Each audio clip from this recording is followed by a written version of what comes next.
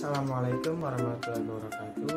Perkenalkan, nama saya Alfian Salihura Pramono, Prodi S1 Akuntansi, Fakultas Ekonomi dan Bisnis, Universitas Muhammadiyah Tangerang.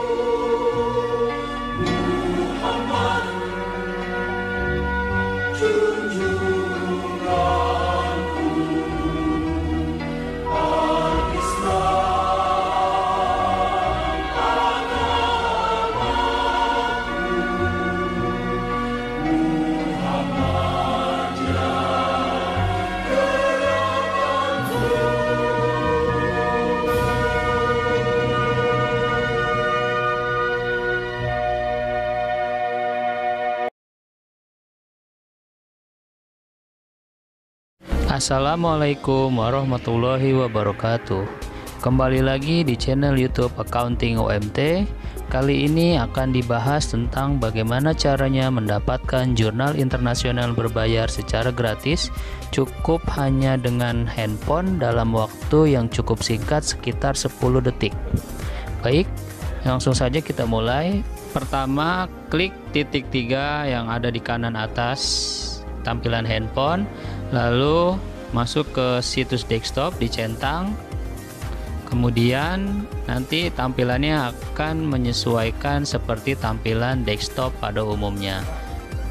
Tampilan desktop ini memudahkan kita dalam proses pencarian jurnal internasional yang akan kita download. Oke, di sini saya sudah ada tampilan publisher dari jurnal internasional bereputasi. Publishernya di sini saya blur ya, teman-teman. Oke, saya cari dulu ya guys artikel yang akan saya download. Oke, saya ke bawah dulu, ke atas aja deh, kayaknya ada bagus nih. Nah, ini dia artikel yang defining customer value as the driver of competitive advantage. Ya, ini dia artikel yang rencananya akan saya download, dan kita hanya butuh nomor DOI nya saja ya guys. Oke, ada di bawah ya nomor DOI nya nih. Nah, ini nanti kita copy ya, kita copy paste karena kita hanya membutuhkan nomor DOI itu saja.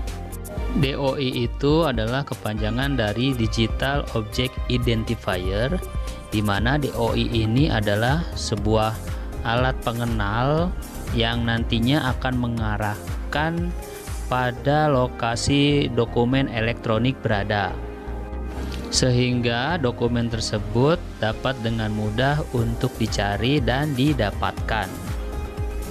Tampilan publisher yang saya contohkan ini tidak memberikan akses download artikel apabila kita tidak berlangganan. Nah, ini saya ambil contoh ya. Ini saya cari-cari, download artikelnya tidak ada ya. Hanya sekedar menampilkan abstraksi dari penelitian itu saja. Memang publisher-publisher ternama yang menampilkan artikel-artikel berkualitas itu membatasi para penggunanya, hanya pengguna yang berlangganan saja yang bisa mengakses secara bebas semua artikel yang ada di publisher tersebut. Bagi para pengguna yang belum berlangganan, hanya dibatasi pada konten judul dan abstraksi penelitian tersebut. Oke guys, langsung saja kita cari nomor DOI dari artikel ini ya, ada di bawah. Kita salin DOI artikel ini, lalu setelah disalin kita masuk ke program yang namanya SciHub, SCIHUB, SciHub ya. Kita cari di Google, ketik SCIHUB, SciHub ya. Nah, ini adalah tampilan SciHub. Kita paste nomor DOI di kolom enter URL or DOI. Nah, nanti yang akan mencari artikel tersebut adalah program ini guys ya. Kita copy paste saja di sini ya. Ini dia, copy paste, kalau open secara otomatis program akan mencari di mana artikel itu berada. Nah, ini dia artikelnya. Sudah ada tampilan artikelnya, kita lihat ke bawah ya. Jika ini adalah artikel yang kita cari, maka langkah selanjutnya klik titik 3 di pojok kanan atas, lalu kemudian download. Tunggu beberapa detik ya. Oh, ini saya udah selesai hasil unduhannya. Nah, ini dia artikel yang tadi saya contohkan ya guys. Buka dengan dibuka dengan aplikasi lain ya. Ini aplikasi WPS, saya buka. Oke ya, sudah dibuka. Baik, nah sekarang kita lihat file tersebut dalam folder dokumen ya. Oh, ini sudah ada, sudah masuk ke handphone. Nah, oke guys, itu dia tadi proses mendapatkan jurnal internasional berbayar melalui handphone dengan cara yang relatif singkat, sekitar 10 detik saja. Nah, sekian video dari saya. Like kalau kalian suka, dislike kalau kalian tidak suka. Jangan lupa untuk share, komen, dan like video ini, dan subscribe channel ini ya guys.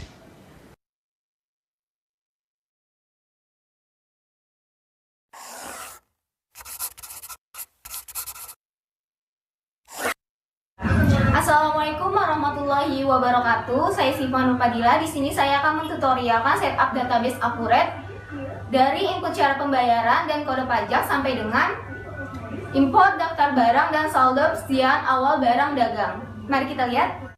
Di sini saya akan membuat tutorial proses setup database Accurate mulai dari input syarat pembayaran dan kode pajak, import daftar barang dan saldo persediaan awal barang dagang. Selanjutnya, saya akan membuat input syarat pembayaran dan kode pajak. Yang pertama, syarat pembayaran.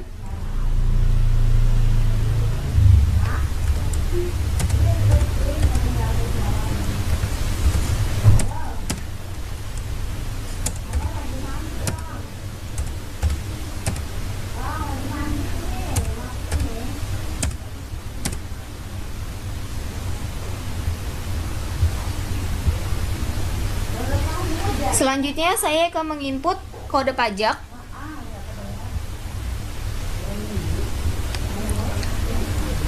Nama, PPN, Nilai contoh 10. Kode T. Keterangan pajak pertambahan nilai.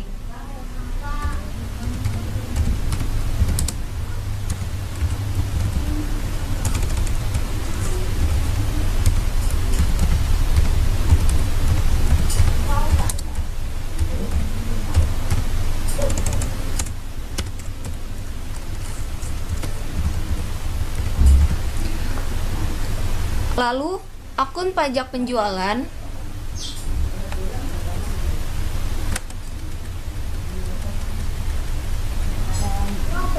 PPN keluar. Akun pajak pembelian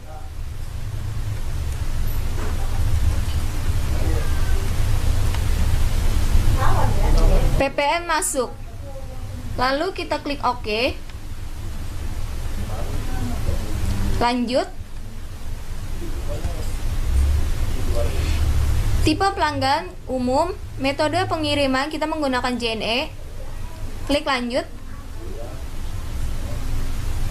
Selanjutnya, kita membuat impor daftar pelanggan. Kita klik di sini untuk impor dari berkas. Kita klik. Lalu berkas. File of tipenya kita ganti menjadi Excel. Lalu daftar pelanggan, open, ambil data.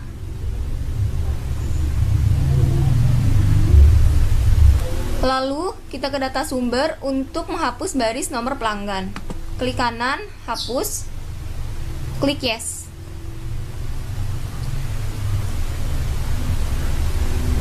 Selanjutnya kita ke definisi kolom. Untuk melakukan definisi kolom, data sumber.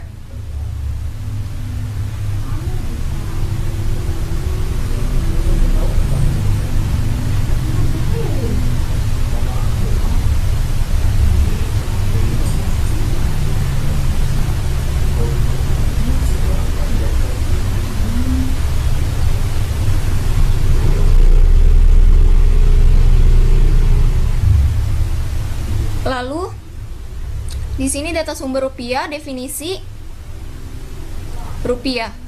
Klik OK.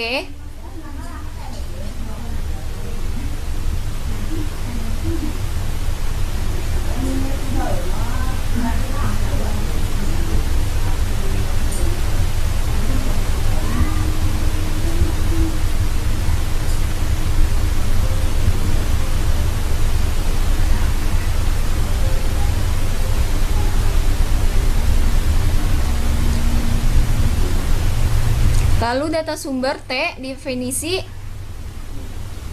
PPN. Klik OK. Selanjutnya nilai default, tipe pelanggan umum.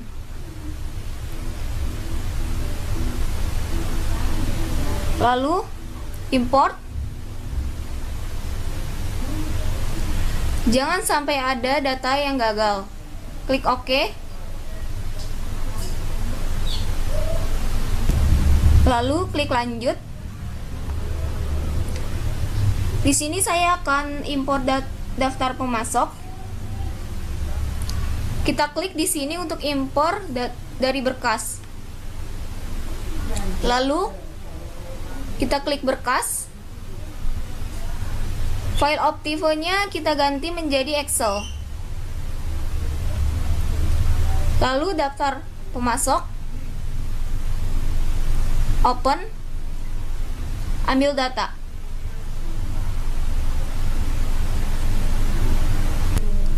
Lalu kita ke data sumber untuk menghapus baris nomor pemasok. Klik kanan, hapus, klik yes.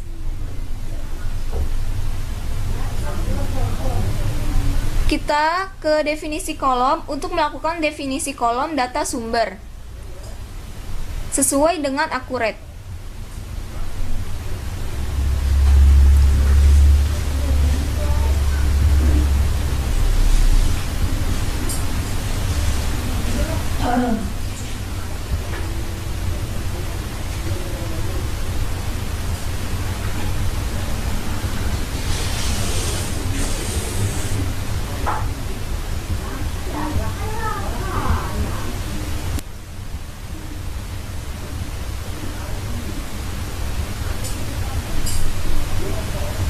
Di sini data sumber T, definisi PPN. Kita klik OK. Setelah itu kita import data. Jangan sampai ada data yang gagal. Kita klik OK. Selanjutnya klik lanjut.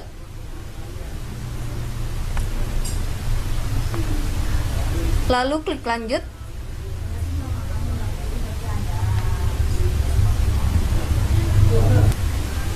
Lalu kita klik lanjut.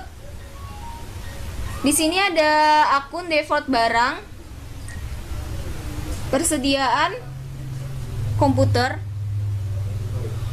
penjualan,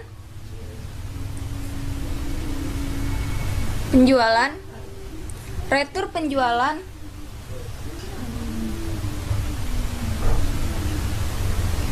diskon barang penjualan,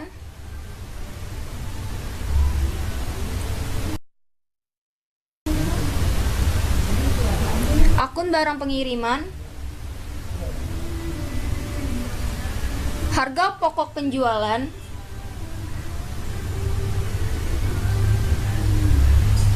retur pembelian, akun biaya,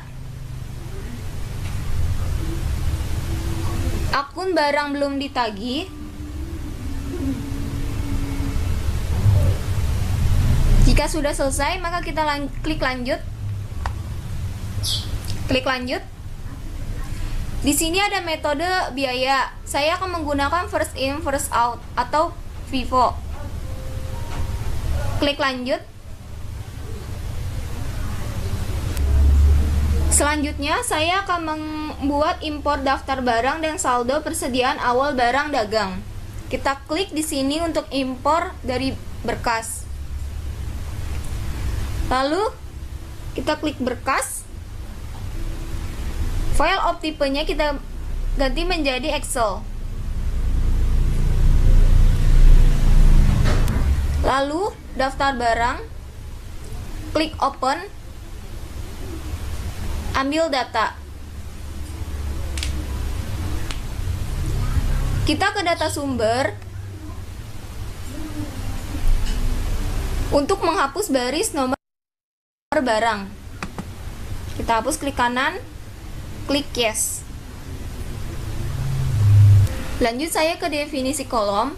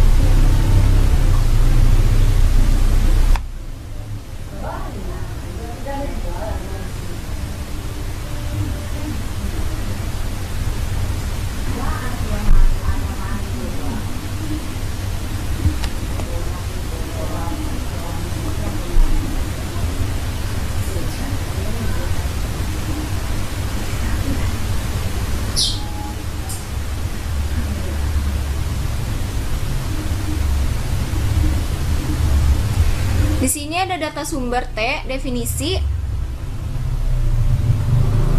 PPN.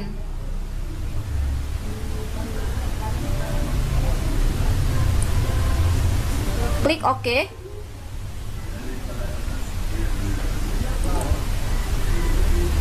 Lalu tipe barang, nilai default, persediaan, tipe persediaan, barang jadi.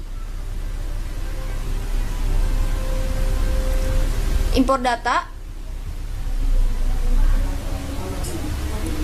Jangan sampai ada data yang tertinggal atau gagal. Klik OK.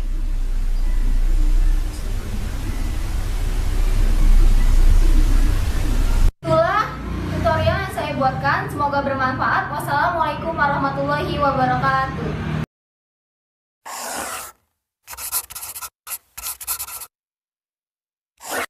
Halo guys, bagi kalian yang memiliki masalah soal mata kuliah dengan nilai D, atau mata kuliah yang belum ditempuh, dan kalian ingin segera menyelesaikannya tanpa melalui mengulang kembali di semester berjalan.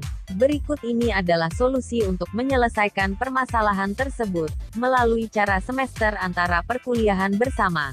Sebelumnya saya jelaskan apa itu semester antara perkuliahan bersama. Semester antara perkuliahan bersama adalah perkuliahan yang dilaksanakan secara kelompok dengan jumlah mahasiswa minimal 20 orang.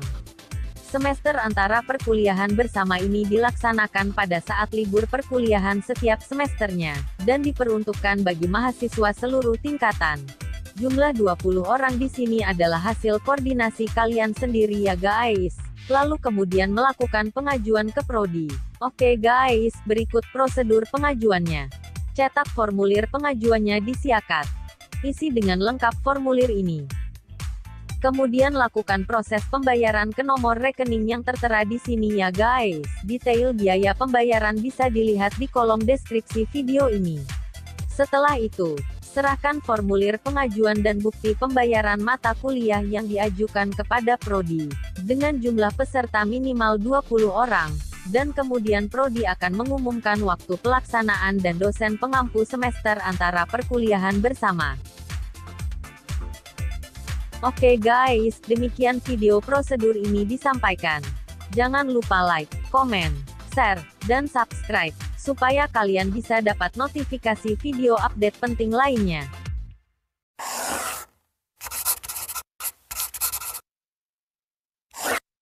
Halo guys, bagi kalian yang memiliki masalah soal mata kuliah yang belum ditempuh, sedangkan kalian sudah semester akhir atau sudah tidak bisa lagi melaksanakan perkuliahan pada semester berjalan. Berikut ini adalah solusi untuk menyelesaikan permasalahan tersebut, melalui cara semester antara perkuliahan mandiri. Sebelumnya saya jelaskan apa itu semester antara perkuliahan mandiri. Semester antara perkuliahan mandiri adalah perkuliahan yang dilaksanakan secara individu, yang diperuntukkan bagi mahasiswa semester akhir, sebagai upaya untuk menyempurnakan jumlah mata kuliah yang sudah ditempuh dalam transkrip nilai, sebagai syarat pengajuan sidang skripsi. Oke guys, berikut prosedur pengajuannya. Cetak formulir pengajuannya di Siakat. Isi dengan lengkap formulir ini. Kemudian lakukan proses pembayaran ke nomor rekening yang tertera di sini ya guys. Detail biaya pembayaran bisa dilihat di kolom deskripsi video ini. Setelah itu, serahkan formulir pengajuan dan bukti pembayaran mata kuliah yang diajukan kepada prodi. Dan kemudian bagian administrasi akan membuatkan surat tugas kepada dosen yang ditugaskan oleh Kaprodi, untuk melaksanakan semester antara perkuliahan mandiri. Setelah berkas-berkas sudah dipegang oleh kalian, segeralah hubungi dosen yang ditugaskan untuk melaksanakan semester antara perkuliahan mandiri. Oke guys, demikian video prosedur ini disampaikan. Jangan lupa like, komen, share, dan subscribe, supaya kalian bisa dapat notifikasi video update penting lainnya. Assalamualaikum warahmatullahi wabarakatuh. Hai guys, Ari di sini. Kali ini saya akan coba menjelaskan metode analisis regresi linear berganda. Metode ini umumnya digunakan pada penelitian-penelitian akuntansi, manajemen, ataupun penelitian-penelitian ilmu sosial lainnya. Penjelasan metode analisis regresi linear berganda ini saya ambil dari buku yang sudah saya tulis yang berjudul Metode Penelitian Akuntansi dan Manajemen. Seperti ini bukunya. Dalam video kali ini, saya akan coba menjelaskan apa itu regresi linear berganda secara singkat, serta saya juga akan memberikan contoh-contoh pengolahan data untuk analisis regresi linear berganda menggunakan software SPSS. Regresi linear berganda adalah model regresi yang digunakan untuk menganalisis penelitian yang pengamatannya dilakukan pada beberapa variabel X atau variabel independen untuk melihat ada atau tidaknya pengaruh terhadap satu variabel Y. Di dalam analisis regresi linear berganda ini ada beberapa tahapan-tahapan yang perlu diperhatikan. Yang pertama adalah uji instrumen apabila data sumber yang didapat berasal dari penyebaran kuesioner. Yang kedua adalah uji asumsi klasik, di mana uji asumsi klasik terdiri dari uji normalitas, uji heteroskedastisitas, uji multikolinearitas, dan uji autokorelasi. Lalu yang terakhir adalah uji hipotesis. Uji hipotesis terdiri dari uji kelayakan model atau uji F. Lalu kita melihat koefisien determinasi, nilai dari koefisien determinasi, dan yang terakhir adalah uji T. Karena data yang akan saya contohkan adalah data yang bersumber dari kuesioner, maka saya akan coba menjelaskan terlebih dahulu proses pengolahan data untuk uji instrumen. Oke guys, sebelum kita melakukan uji instrumen, langkah pertama yaitu kita menyiapkan tabulasi data yang akan kita olah. Seperti ini contohnya. Ini adalah variabel Y, variabel lean accounting. Saya sudah menyiapkan tabulasi datanya dengan struktur tabel seperti ini. Kalian nanti siapkan struktur tabel yang seperti ini agar memudahkan langkah kita untuk melakukan proses copy paste ke program SPSS. Lakukan hal yang sama untuk variabel-variabel lain. Di sini variabel X1 saya adalah CI atau continuous improvement. Ya guys, siapkan seperti ini. Ini juga nanti akan kita copy paste ke program SPSS. Seperti ini ya bentuknya ya. Tabulasi data dengan struktur tabel Excel seperti ini. Lakukan hal yang sama untuk variabel-variabel berikutnya. Sini variabel X2 saya, value stream cost. Ini adalah butir-butir kuesioner. Lalu variabel-variabel berikutnya juga dilakukan hal yang sama. Balance scorecard, ini variabel X3 saya, dan terakhir variabel X4 saya, just in time. Saya buat juga struktur tabelnya sama persis dengan variabel-variabel yang lainnya. Seperti ini struktur tabel yang nantinya akan membantu kita untuk mempercepat proses copy paste ke kolom yang ada di SPSS. Lalu kemudian kita juga bisa membuat struktur kabel gabungan ya. Fungsinya di sini untuk lebih mempermudah kita dalam melakukan copy paste ke tabel yang ada di SPSS nanti, karena ini berisi semua data gabungan dari semua variabel yang kita teliti. Jadi kita tidak perlu mengcopy paste satu-satu variabel, tapi bisa langsung secara keseluruhan sekali kerja. Nah, seperti ini bentuknya ya. Struktur kabel gabungan dari ke semua variabel yang kita akan olah datanya pada program SPSS. Oke guys. Ya, jadi lebih banyak ya dibanding per variabel. Tapi ini mungkin lebih efisien dan efektif kalau saya melakukan hal ini. Tidak satu-satu. Jadi saya buat dulu struktur tabel secara keseluruhan.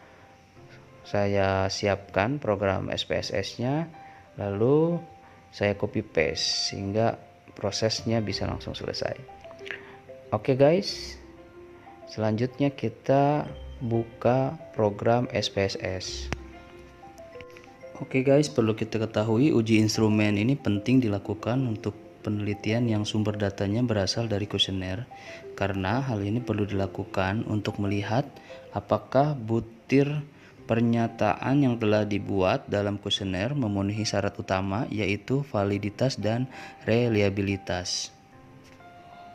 Pada bagian variabel view di program SPSS, langkah pertama yang kita lakukan adalah memasukkan variabel-variabel yang kita teliti yang ada di program Excel ini. Contohnya di sini ada variabel Line accounting 1 maksudnya di sini adalah indikator dari variabel line accounting. Satu variabel terdiri dari 8 indikator. Ini tergantung variabelnya ya guys. Tidak harus 8. Jadi sesuai dengan variabel yang diteliti saja. Nah, kita masukkan indikator-indikator ini ke dalam program SPSS. Ya, kita ketik saja setiap nama indikator dari variabel yang kita teliti. Contoh tadi line accounting ada 8 indikator, berarti kita buat di sini LA1 sampai LA8. Perlu diperhatikan di sini measure-nya dalam posisi scale ya guys. Lalu lakukan hal yang sama untuk indikator-indikator yang lainnya ya guys. Sini LA2, jangan lupa measure-nya dalam posisi scale. Lanjutkan seterusnya untuk keseluruhan indikator variabel. Di sini jumlah indikator tergantung dari representasi variabel ya guys.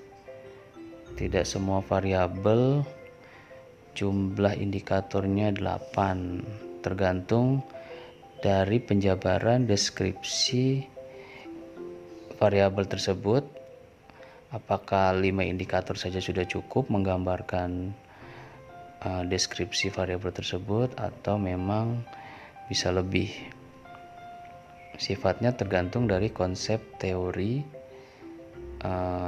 si variabel tersebut. Posisi measure-nya jangan lupa scale.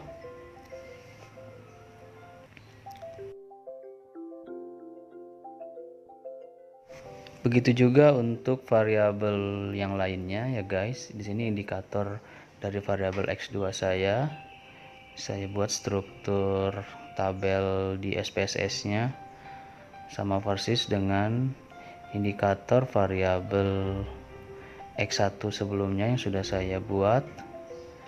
Saya susun dulu tiap-tiap indikator. Di sini sama pula ada 8 indikator. Lalu measure-nya dalam posisi scale. Semuanya klik 2 kali saja guys, biar langsung otomatis. Lakukan kembali untuk variabel berikutnya ya guys, dengan cara yang sama.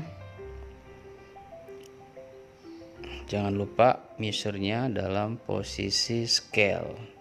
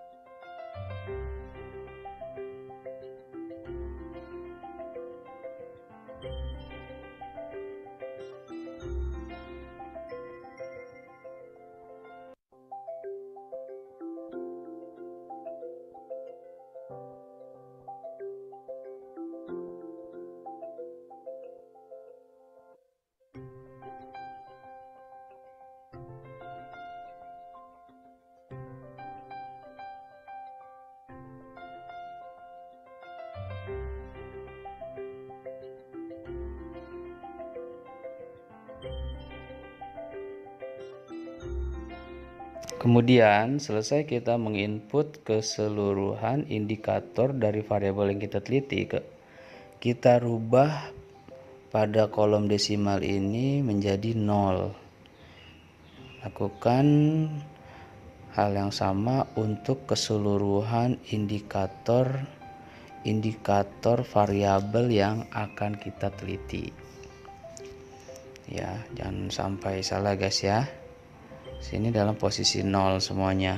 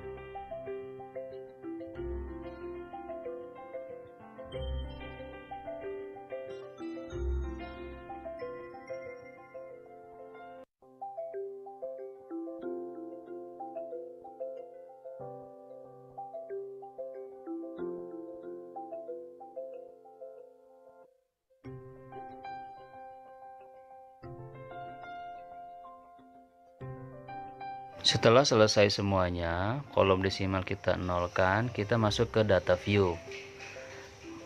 Pada bagian data view ini, sini akan muncul indikator-indikator yang tadi sudah kita input dalam bagian variabel view.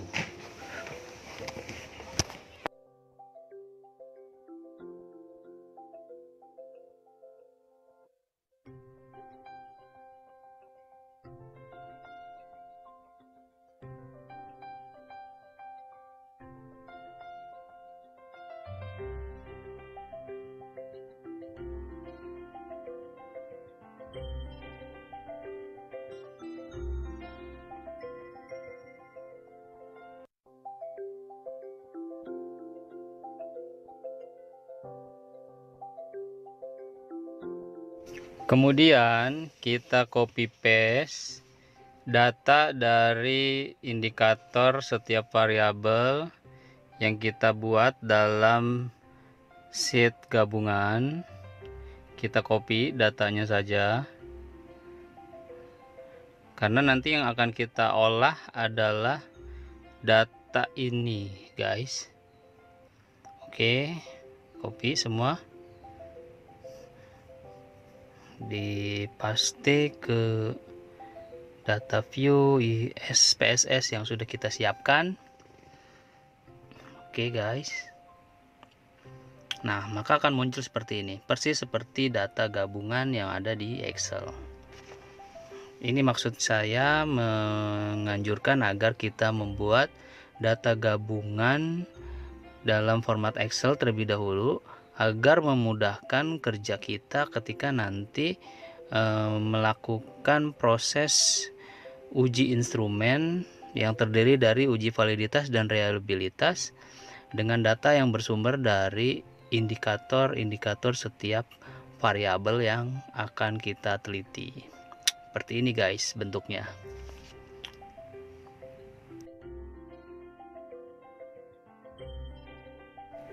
Setelah itu kita sudah bisa melakukan proses uji instrumen yang pertama, yaitu uji validitas. Klik analyze, lalu pilih scale dan kemudian pilih reliability analysis.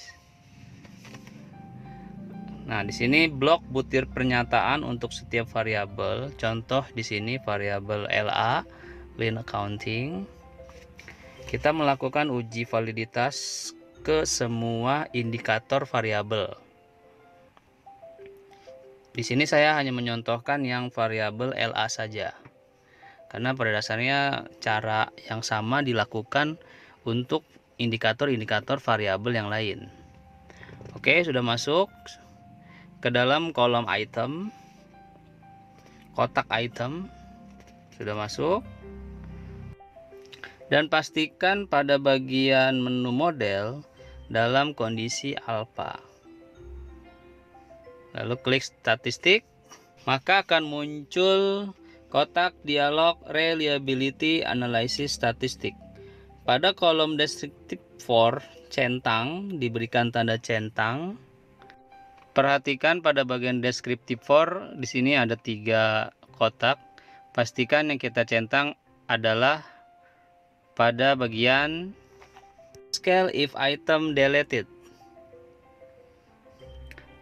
Lalu pada kolom inter item centang kotak correlation. Kemudian klik continue, lalu klik lagi OK. Maka akan keluar output seperti berikut ini.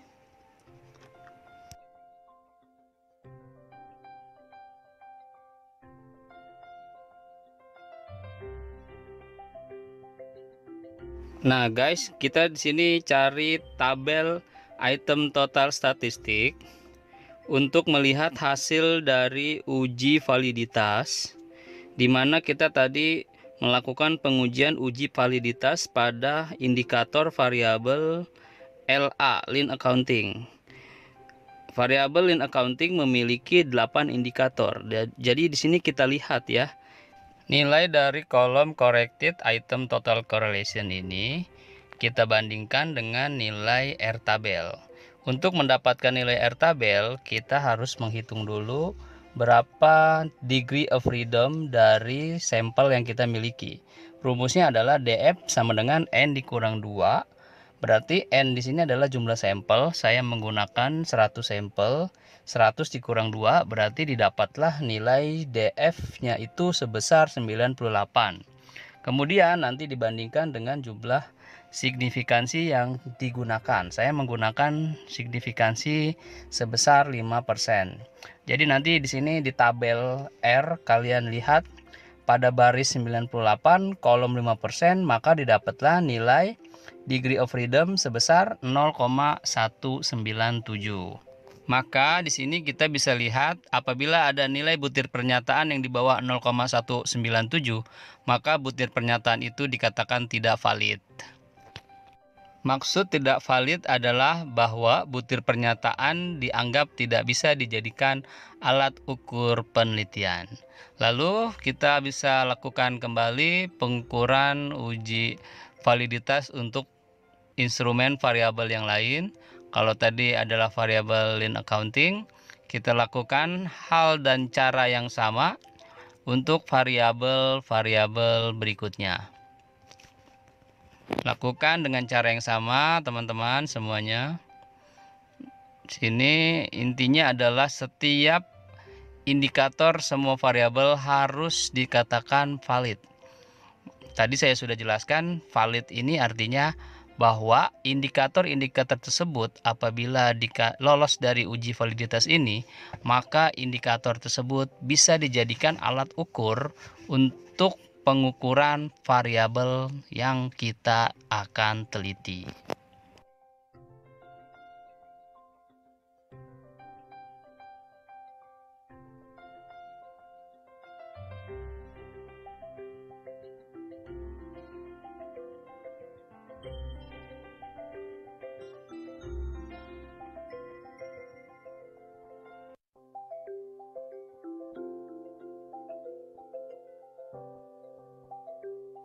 Selanjutnya di sini kita melakukan pengujian reliabilitas dengan cara yang sama seperti pengujian validitas.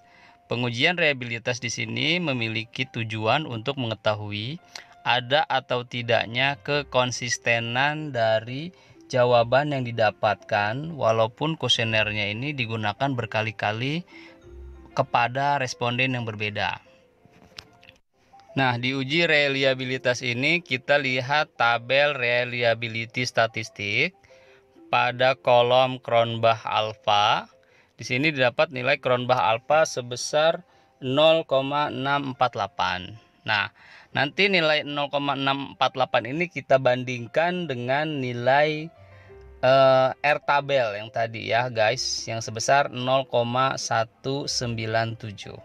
Nah, asumsinya adalah nilai Cronbach alpha harus lebih besar dari 0,197 agar didapatkan kesimpulan bahwa kuesioner yang digunakan dalam penelitian ini secara keseluruhan bersifat reliable. Dan bisa kita lihat di sini nilai Cronbach alpha sebesar 0,648, yang itu artinya lebih besar dari 0,197. Oke guys, selesai uji reliabilitas. Bisa kita simpan atau tidak. Opsi ini tergantung kalian ya. Jika ingin simpan, klik yes. Jika tidak, klik no. Nah, itulah dia tadi proses pengujian reliabilitas. Kita lakukan untuk instrumen variabel yang lain dengan cara yang sama dan cara pembahasan yang sama, sehingga kita bisa mengetahui tingkat kereliabilitasan dari masing-masing kuesioner yang kita gunakan sebagai alat ukur pengukuran variabel.